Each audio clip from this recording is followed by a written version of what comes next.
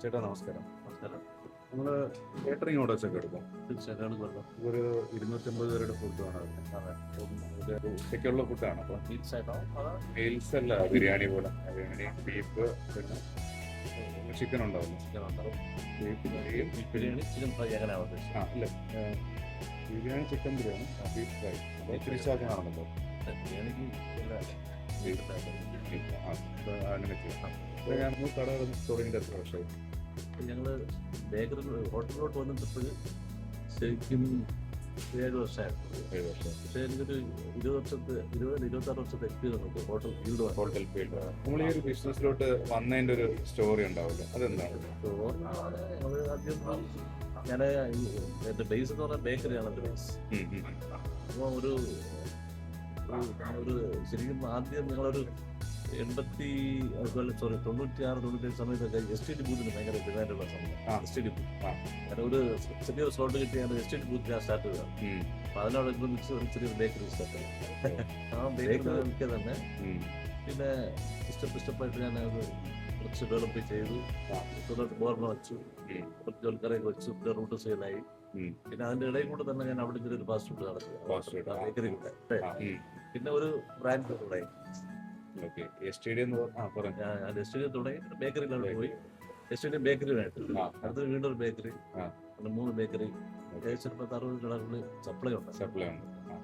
അപ്പോൾ STD എന്നുള്ളൊരു സമയത്ത് ബേക്കറി തുടങ്ങുമോ, അല്ലെങ്കിൽ STD സമയം എന്ന് പറയുമ്പോഴേക്കും 1900 ആയിരിക്കും.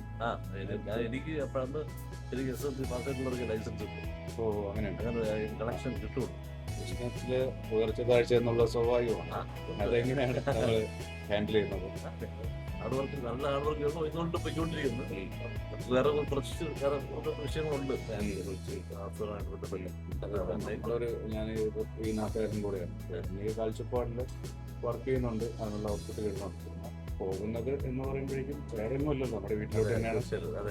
ലേബിളിൽ തന്നെ 40-50 ജീവിച്ചു പോകുന്നുണ്ട്. അതെ അതെ, ഇതിന്റെ തന്നെ നല്ല ഈ ഒരു ഇൻഡസ്ട്രിയിൽ വന്നിട്ട് അടുത്തൊരു മൂവ്മെന്റ് എന്താണ്? നമുക്ക് ഇനി ഒരു പുതിയൊരു നേട്ടം കൂടെ ഇപ്പൊ നമുക്ക് 12 ദിവസമായി. ഇതൊന്നും വയസ്സൊന്നും പറയണ്ട. പഴയതുപോലുള്ള ഒരു എങ്കിലും യാദൃശ്ചികമായിട്ട് ഇപ്പൊ ബൈപ്പാസ് ഒരു കട അത്യാവശ്യം വലിയ കടയാണ്. നോൺ വെജ് സെപ്പറേറ്റ് നമ്മുടെ ഈ ജംഗ്ഷൻ മേഖലകളിൽ എടുക്കുന്നതാണോ, അല്ലെങ്കിൽ ഒരു എവിടെയായിരുന്നാലും ബിസിനസ് ചെയ്യാന്നുള്ള ഒരു കോൺസെപ്റ്റ് ഉണ്ടോ, അതോ ജംഗ്ഷൻ ആണ് നല്ലതെന്നുണ്ടോ? ചാർജർ വന്നു പോകുന്ന അതെ, പുതിയൊരു സംരംഭം വരികയാണെങ്കിൽ അയാളോട് കൊടുക്കാനുള്ള ഒരു അഡ്വൈസ്? കുറച്ച് ഹാർഡ് വർക്ക് ചെയ്താൽ രക്ഷപ്പെടാം. എന്റെ അനുഭവം അതാണ്. കായംകുളം ജംഗ്ഷനിലാണ് അനുഭവ ഹോസ്പിറ്റലുണ്ട്, അതിനടുത്ത് റെസ്റ്റോറൻറ്റ് ഉണ്ട്. പിന്നെ കായംകുളം ജംഗ്ഷനിൽ ഒരു ഹോട്ടലുണ്ട്, ഒരു കഫേ പോലെയാണ്. ജംഗ്ഷനിൽ തന്നെ 2 ബേക്കറി, ജംഗ്ഷനോട് പൂവാറ് പോകുന്ന റോഡിൽ ഒരു ബേക്കറി, അടുത്ത ഹോട്ടലിൽ ബേക്കറി കൊണ്ട് വരാൻ പോകുന്നത് ബൈപ്പാസ്. അതെ, പഴയടയ്ക്ക് അടുത്ത് ലാവണ്യ ബേക്കറി റെസ്റ്റോറൻ്റ് ആണ്. പക്ഷെ അടുത്ത് വരാൻ പോകുന്ന പേരുടെ പേര് ലാവണ്യാസ്. അതെന്താ ഒരു എസ് ഇവിടെ? അപ്പോൾ താങ്ക് യു, സമയമായി എന്ന ചാനലിലോട്ട് ഇങ്ങനെ സംസാരിച്ചത്. Thank you. സമയമായി